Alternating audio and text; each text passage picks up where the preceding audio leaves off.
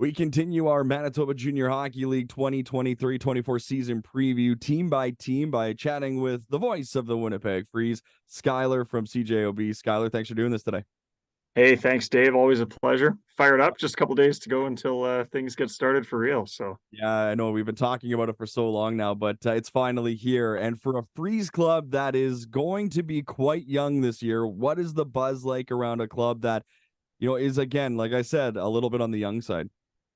yeah, lots of roster turnover. There are just a handful of players returning from the 2022-23 version of this team. Even though a lot of those players were eligible to come back, a lot of them moving on. You'll see a couple of them on different clubs within the MJHL as well. So I think the challenge for head coach Jay Pilipuk this year is going to try to find some continuity with this roster. Mix in those veterans alongside a lot of these young guys. And I mean, through the first two preseason games, there's a lot of upside with these young guys. But when 16, 17-year-olds get into the MJHL, it's a different game. It's not AAA hockey anymore. So there might be a bit of an acclimation period, but certainly a high ceiling for a young club that I believe is going to roster 2 or 3 07s this season, guys that will be playing almost every night. And then the majority of their team are going to be 2006s as well. So, I mean, this certainly has the makings of a foundation of a team that could really, really be, have a lot of chemistry, be very well used to one another in 2-3 years' time. But it's going to be that kind of feeling out period that's going to be very interesting for this club this year. Yeah, there's going to be nights where it's just an absolute grind. We're going to get to some of the potential struggles for the club, but let's talk about some of the positives. And that was last year, the team never quit. They worked hard for 60 minutes. They grinded. They did all that they could. Again, scoring was an issue last year. Do you see a similar makeup this year where they're going to make it tough on their opponent every night and they're not going to quit? Is that going to be a characteristic of the Freeze? Certainly seemed like it through the first couple of preseason games. Those were against the Winnipeg Blues. And obviously, when those two teams get together, it's basically a who's who of the upper echelon of Winnipeg minor hockey because a lot of these guys know each other. So, it'll be interesting to see when they maybe start playing some of those West Division teams, that sort of thing, what the energy is like as this season gets underway. But I mean, just going off what we have seen on the ice over the last week or so, this Freeze team, they skate well. They move the puck up the ice quickly. Good forecheck, good back check. There are times certainly when they're kind of getting hemmed in their own zone, but they can also do that to teams too.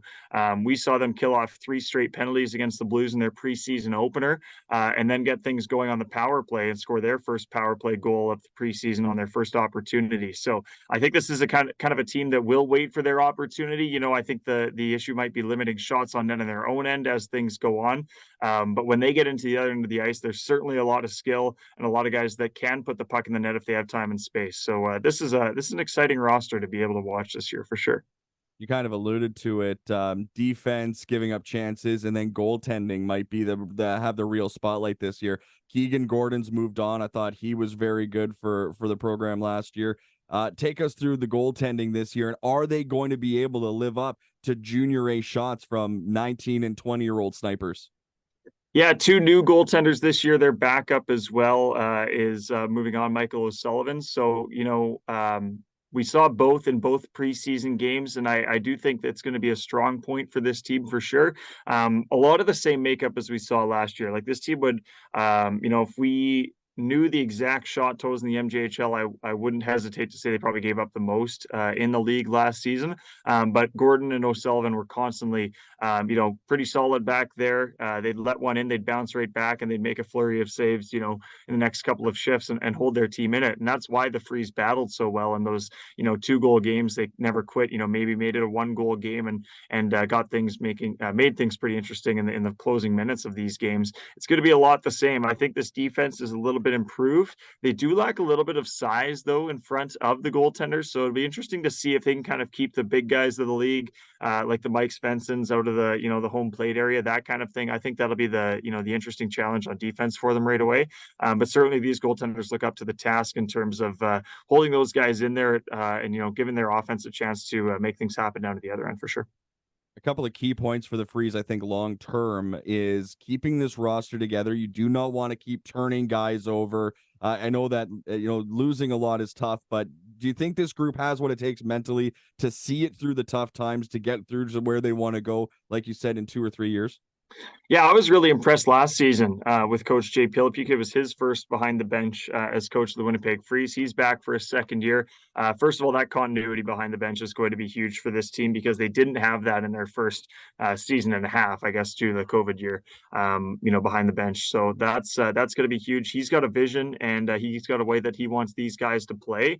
And certainly last year, it seemed like a lot of the young guys were trying to get the message, and you noticed that in the February and March months of the season last year for sure. So, while there may be a lot more losses than wins for this club, I do think that Jay has a good chance to let these guys buy into the vision and, like you said, keep this roster together. Know that they are building towards something, because just from watching these guys for a little bit over 2 games of hockey, they played a shootout game in their first preseason opener against the Blues.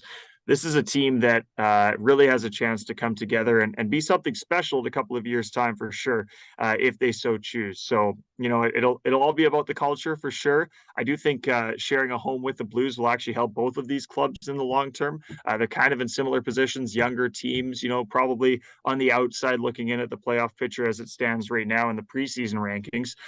But an opportunity to surprise and play spoiler, I think, with the big teams in the league, which is something that I think both of these coaches, Alex Mandelitis with the Blues and Jay Pilipuk with the Freeze, will certainly embrace. So it's gonna be exciting to see. No nights off, especially when you come into town with the Pistons, the Terriers, those kind of top teams. They don't really take a night off. So that's the exciting part about this club.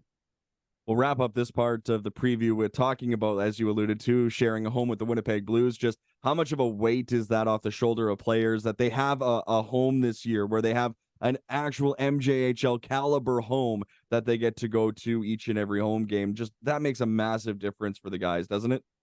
Yeah, and trust me, I play hockey at the Jonathan Toews Sportsplex in South Winnipeg, and there's nothing wrong with that for beer league. But it's not exactly an MJHL caliber facility, and when you get one room and you kind of got to shuffle things around, otherwise it's not the player experience that a lot of these guys were hoping for when they come to a junior A hockey league like the MJHL. Much better at the Hockey for All Center on both accounts. You're just down the hall from your cross city rival. 8 games against each other this year. All of them are going to be very, very fun to watch. So those are the kind of highlights of the season that I think a lot of these young players are looking for sure. Just try to soak it in. It's going to be fun for these guys to go on the road as well and to go into some of these arenas like Credit Union Place, like Stride Place, those sort of things. Face these top teams, these established MJHL clubs, and have a chance to prove themselves as well. So it's going to be exciting year for these guys, and I think you'll really see them start to get settled in. A couple of months into the season, maybe it's late November, December, and maybe either of these teams, the Blues or the Freeze, get to string together a couple of wins, start to feel themselves, and you really see them take a step for the second half of the year.